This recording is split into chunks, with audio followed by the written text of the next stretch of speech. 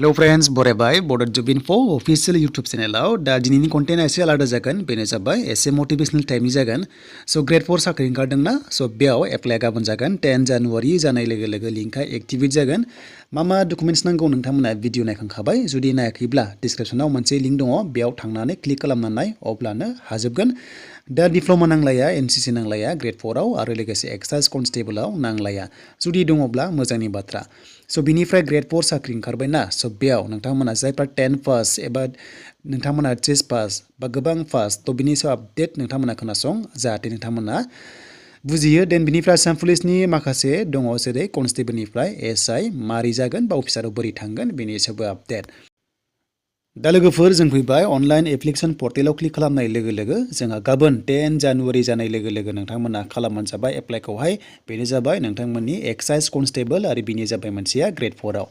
दा नोंथांमोना मिथिखाबाय ओभारअल नोंथांमोना 1000 नि बारा भेकेन्सि गाबोन एप्लाइ जानायखौ नुनो मोनगोन बेनो जाबाय एक्साइज कनस्टेबल बेनिफ्राय Grade-4 तो नोंथांमोना बेयाव हागोन सो लोगोफोर बेयाव डिप्लोमा नांलाया दा गिबियाव जोंहा हमना ला एग्जांपल Grade-4 आव ओके सो बे Grade-4 आव नोंथांमोना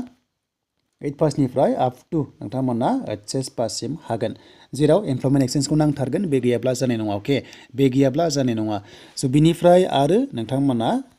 एक्साइज कनस्टेबल ओके एक्साइज कनस्टेबलाव 10 पासनिफ्रायनो हागोन 10 पासनि डकुमेन्ट्सखौ नांगोन HS निखौ नांलाया जायखिजाया 10 पासनिखौल' नांगौ ओके सो 10 पासखौल' नांगौ नों डिग्रियानो जा HS आनो जा बेयावबो डिप्लोमा नांलाया बा NCC नांलाया बेखौ रोखा खालामखाबाय सो गुबै कन्टेन्टआ जाबाय नोंथांमोना दा हमना ला Grade-4 ओंखारदों नङा होमबा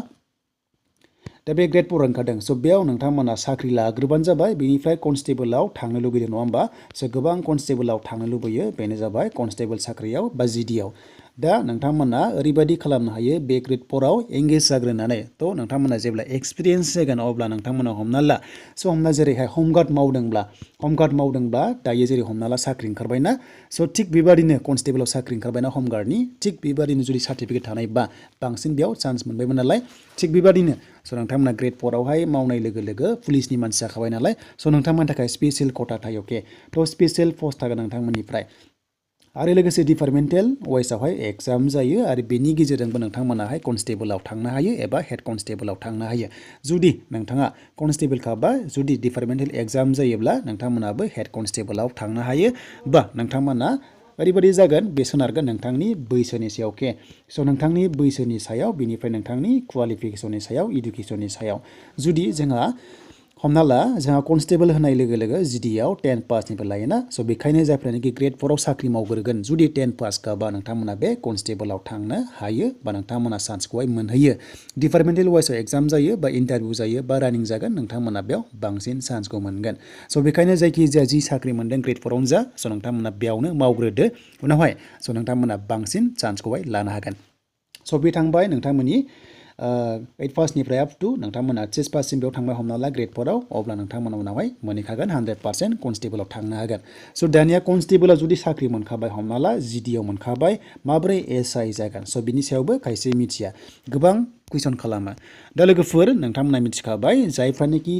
SI नोंथांमोना मिथिखायो degree pass okay so degree पासआसो SI आवहाय एग्जाम होनो हायो थिग बिदिनो हमना ला नैबे सासे केन्डिडेटआ डिग्री पासखा अब्ला जेब्ला SI ओंखारगोन अब्ला नोंथांमोनाबो एग्जाम होनानै चान्सखौ मोनगोन बा डिपार्टमेन्टेल वाइसआव एग्जामबो जायो बेनि गेजेरजोंबो नोंथाङा जुदि बे एग्जामखौ पास खालामबा सो नोङो SI मोननो हायो ओके नोङो अफिसार जाहैनो हायो सो बिनिफ्राय बिनि सिगां ASI जाग्रोनो हायो सो नोंथांमोना ASI जाग्रोनो हागोन देन बेनिफ्राय देरसिना जाबाय SI ओके सो बेखायनो नोंथांमोना डिपार्टमेन्टेल वाइसनि एग्जाम फैयोब्ला फर्म फिलआप खालामथार आरो एग्जामखौ हो दा गुबै कन्टेन्टआ बेनो नोंथाङा फिसा पस्टआव मावग्रोनानै गिदिर पस्टआवहाय थांनो हायो ओके जेरै नोंथांमोना SI एबा ASI जाहैनो हायो सो बेनोमोन आरो दिनैनि कन्टेन्टआ आं नोंथांमोननि क्लियार खालामबाय जि साख्रि मोनो नोंथांमोना हमना ला 8 पासनि साख्रि मोनबाबो आसाम पुलिसाव मावग्रोबानो जाबाय उनावहाय कनस्टेबलाव एप्लाइखौ खालामनो हागोन जेरै मिथिखादोंमोन हमगार्ड मावनायफ्रा दायो कनस्टेबलाव गोबां साख्रि मोनगासिनो दङ हमगार्डनि सार्टिफिकेट लायै तो जियानो जा बुजिबाय नोंथांमोना आरो बे एप्लाइआ गाबोन 10 जानुवारियाव जासिगोन